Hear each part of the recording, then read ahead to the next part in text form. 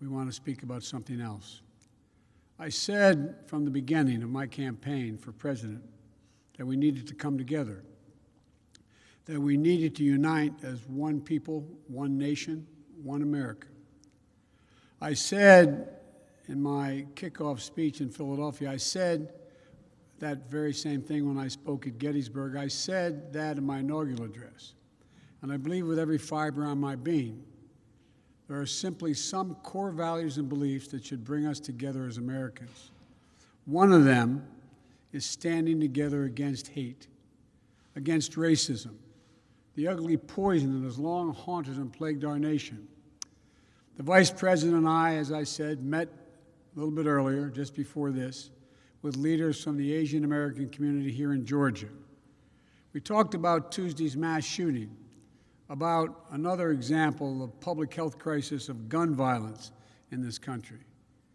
8 people killed, 7 women, 6 were of Asian descent. All fellow Americans, each one of them we mourn. Their families are left with broken hearts and unanswered questions. And the investigation is ongoing, and the Vice President and I are being regularly updated by the Attorney General and the Director of the FBI, working closely with Governor Kemp and Mayor Bottoms and local officials. But whatever the motivation, we know this.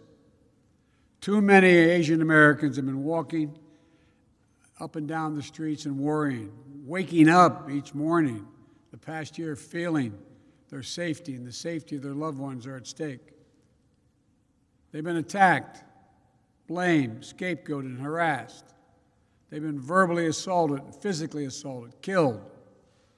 Documented incidents of hate against Asian Americans have seen a skyrocketing spike over the last year, let alone the ones that happened and never get reported.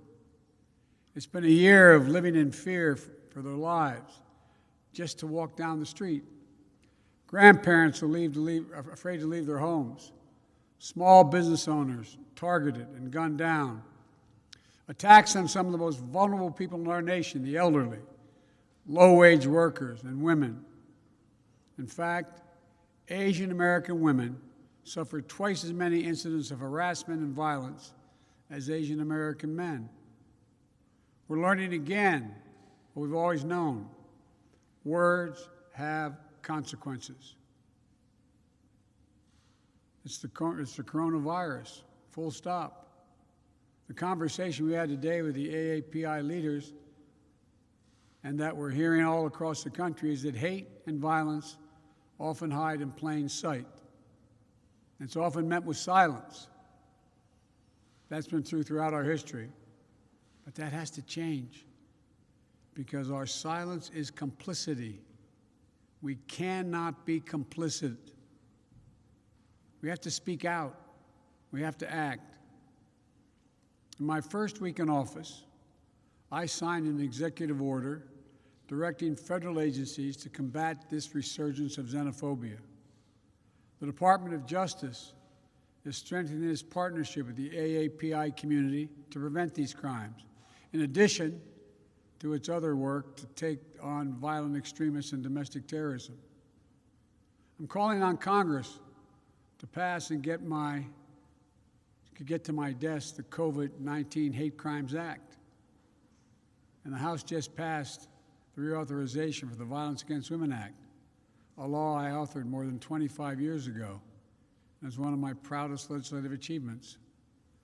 I call on the Senate to swiftly pass it and get it to my desk. But for all the good that laws can do, we have to change our hearts.